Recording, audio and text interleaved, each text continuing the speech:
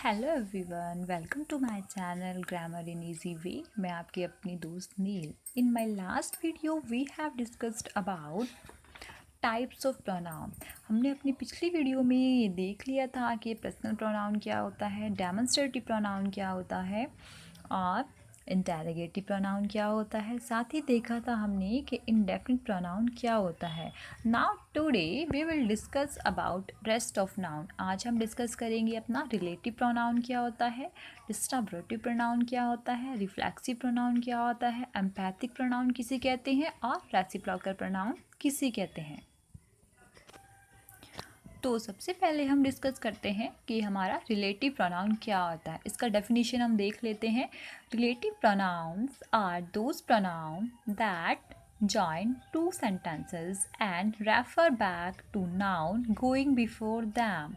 Relative pronoun हमारा वो pronoun होता है जो हमारे टू सेंटेंस को ज्वाइन करता है, जो हमारे दो सेंटेंस को जोड़ता है और साथ ही refer back to noun going before them, जो नाउन उससे पहले यूज़ होता है उसके बारे में हमें बताता है। इसमें एग्जांपल में हम देख लेते हैं who, whom, which, whose, that etcetera. तो आइए इसे एग्जांपल की हेल्प से समझ लेते हैं। This is the boy who help me. In first sentence आप देखेंगे कि हमारे दो सेंटेंस है। एक है हमारा this is a boy, second है हमारा हेल्प्ड मी। तो इन दोनों सेंटेंस को जिस वर्ड ने जोड़ा है वो आपका हु। तो हु आपका यहाँ पे रिलेटिव प्रोनाउन हुआ है। दिस इज़ अ बॉय, यह वो लड़का है। हेल्प मी, जिसने मेरा हेल्प किया। तो यहाँ पे हेल्प किसने किया, इस लड़के ने, बॉय ने। इन दोनों सेंटेंस को हमारा ज्वाइन किया है हु ने। इन सेकेंड एग्जाम्पल हम देखेंगे he is a man whose wife is dead. यहाँ पे भी आपके दो सेंटेंस हैं। एक है आपका ही इज़ द मैन, यह वो आदमी है। वाइफ इज़ डेड, सेकेंड है आपका वाइफ इज़ डेड, जिसका वाइफ मर गया है। इन दोनों सेंटेंस को हमारे ज्वाइन किया है हुज ने। तो यहाँ पे हुज आपका रिलेटिव प्रोनाउन होता है। अब हम देखते हैं डिस्ट्रीब्यूटिव प्रोनाउन क्या होता है। Distributive pronoun refers to individual elements in a group or a pair.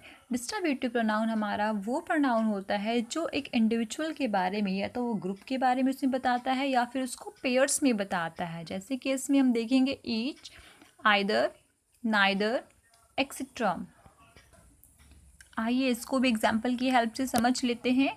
Each of the girl got a prize. यहाँ पे देखेंगे आप each of the girl, each of the girl, यहाँ पे ईच आपका डिस्ट्रीब्यूटिव प्रोनाउन है, जिसका मतलब होता है ईच ऑफ द गर्ल की सभी लड़कियों को, प्रत्येक लड़की को गॉट अ प्राइज, एक प्राइज मिला। तो यहाँ पे ईच आपका डिस्ट्रीब्यूटिव प्रोनाउन है। इसके बाद हम देखेंगे रिफ्लेक्सिव प्रोनाउन क्या होता है। तो इसका डेफिनेशन देख लेते हैं। Reflexive pronouns refers that subject action fact the subject itself। Reflexive pronoun हमारा वो प्रोनाउन होता है जहाँ पे हमारे सब्जेक्ट का एक्शन, सब्जेक्ट हमारा जो वर्क कर रहा है उससे वो खुद ही यहाँ पे अपना अफेक्ट होता है। तो ये होता है हमारा रिफ्लेक्सिव प्रोनाउन। आइए इसको भी एग्जाम्पल की हेल्प से समझ लेते हैं।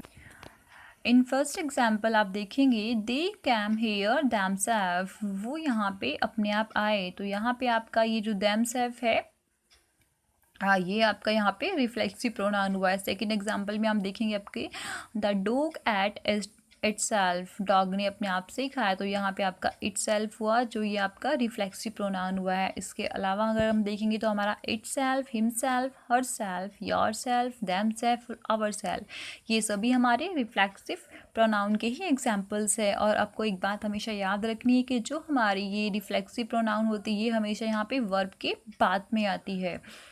इसके बाद हम डिस्कस कर लेते हैं कि एम्पैथिक प्रोनाउन क्या होता है। एम्पैथिक प्रोनाउन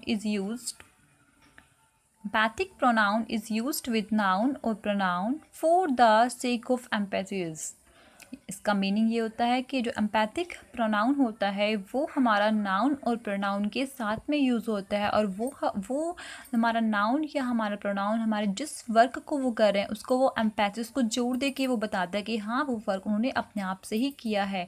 फॉर एग्जाम्पल अगर हम देखेंगे Rahul himself completed his work, यहाँ पे जो आपका हिमसेल्फ है ये आपका एम्पैथिक प्रोनाउन हुआ है। और हमेशा आपको याद रखना है कि जो आपका एम्पैथिक प्रोनाउन होता है वो आपके सब्जेक्ट के साथ ही ही आता है। अगर वो सब्जेक्ट के साथ नहीं है, वो आपका वर्ब के बाद है, तो वो आपका एम्पैथिक प्रोनाउन ना होके वो आपका रिफ्लेक्सिव प्रोनाउन हुआ है। तो यहाँ पे हमने देखा कि Rahul himself completed his work, Rahul ने अपना वर्क अपने आप से कंप्लीट किया, और आपका ये हिमसेल्फ वर्ड सब्जेक्ट के बाद आया हुआ है, तो ये आपका एम्पैथिक प्रोनाउन है। इसके अलावा हम देखेंगे कि माई सेल्फ, हिमसेल्फ, इटसेल्फ, ये सब भी एम्पैथिक प्रोनाउन के ही एग्जाम्पल होते हैं। In last we will discuss that कि रेसिप्रोकल प्रोनाउन क्या होता है। देख लेते हैं इसका definition. A reciprocal pronoun is used when the subject consist of two or more people. Reciprocal pronoun वो प्रोनाउन होती है जहाँ पे आपका सब्जेक्ट टू या फिर मोर दैन टू सब्जेक्ट्स का यूज जिसमें होता है। इसमें आपका ईच अदर और वन अनदर आता है। इसका एग्जांपल हम देख लेते हैं। Riya and Jiya help each other. अब देखेंगे कि हमारे फर्स्ट एग्जांपल में रिया और जिया आपका टू सब्जेक्ट्स हैं।